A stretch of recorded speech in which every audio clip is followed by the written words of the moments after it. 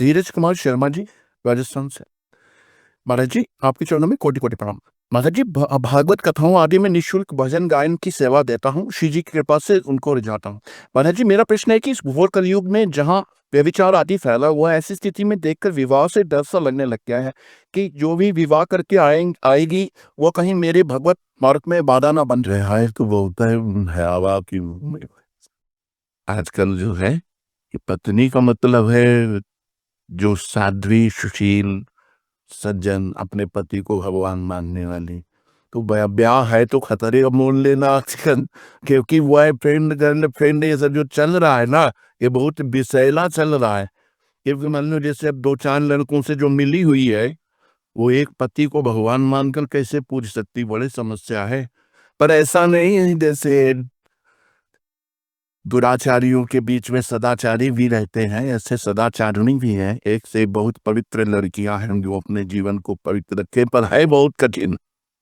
पवित्र मिलना बहुत कठिन, क्योंकि अपने लोग पवित्र आचरण विहीन हो रहे हैं, तो अपने को पवित्र की आशा कैसे हो सकती है? नहीं, हर आदमी जबरदस्ती करते हैं कि करो ये इकलौता बोलो, वंश बढ़ाओ बोलो। आप घर में तो संतान उत्पत्ति करके वंश उत्पन्न करना है ना, भगवान से मनाओ। जैसे करदम जी ने 10,000 वर्ष तक तपस्या की, भगवान से कहा मुझे पत्नी चाहिए, तो देवहूति जैसी पत्नी मिली। तो 10,000 न सही तो साल भर सही साल भर उषानंद कम पाओ, शंकर जी की उपासना करो, महाराज हमें पत्नी दे दो। भगवान शंकर की आराधना करो कि हमें देवी जी की आराधना करो, तो कोई होगी सुशील सज्जन मिल जाए। होती बहुत कम है पर भगवान ने कहीं ना कहीं अगर ब्याह है तुम्हारे बाग में तो लिखा ही होगा, कहीं ना कहीं तैयार हो रही होगी वो भी आपके पानी तो कहते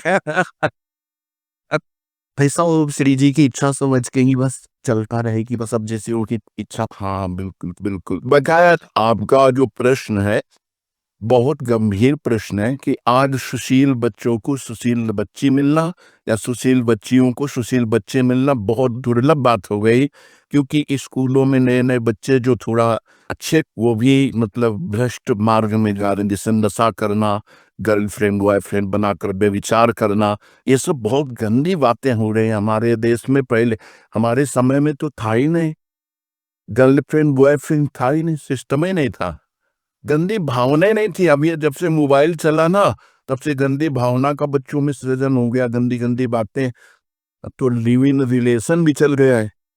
बिल्कुल बिल्कुल वो नहीं है, हमारी भारतीय पद्धति नहीं। अभी तो प्रथम चरण है, 4,32,000 वर्ष का है, जिसमें अभी 5,000 के ऊपर हुआ है। अभी तो 32 पूरे नहीं हुए।